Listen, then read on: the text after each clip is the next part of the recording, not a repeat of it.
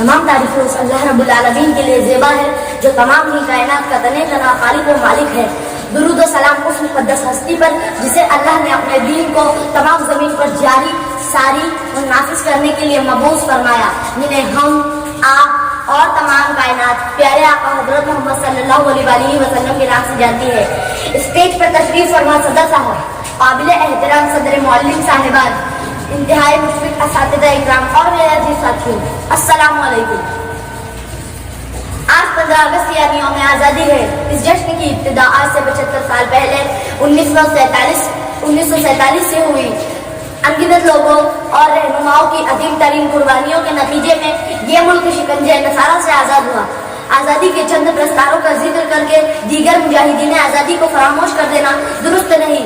اس حوالے سے چند باتیں میں آپ کی گوشے گزار کرنا چاہتا ہوں، اس امید سے کہ آپ میری حوصلہ افزائی فرمائیں گے۔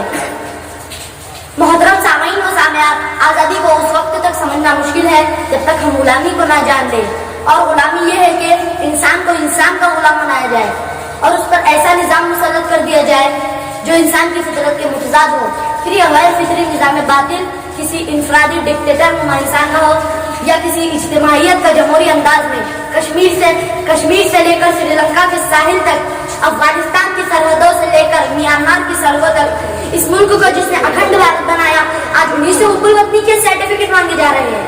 اور مانگنے والا بھی کون؟ وہی جن کے آبا و اجداد نے انگریزوں کی جوتیاں سیدھی کی۔ آج ملک کی سرحدیں سمٹتی و سپٹتی جا رہی ہے۔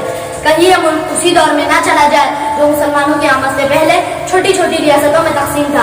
بیرون ملک سے اطمینانی کو پروسا جا رہا ہے، ملک میں آباد قوموں کو ایک دوسرے کا دشمن بنایا جا رہا ہے، اور جو لوگ اس قسم کی سرگرمیوں میں ملوث ہیں وہ ضرور بضرور بیرونی سازش کے ایجنڈے پر کام کر رہے ہیں، جسے سمجھنے کی ضرورت ہے۔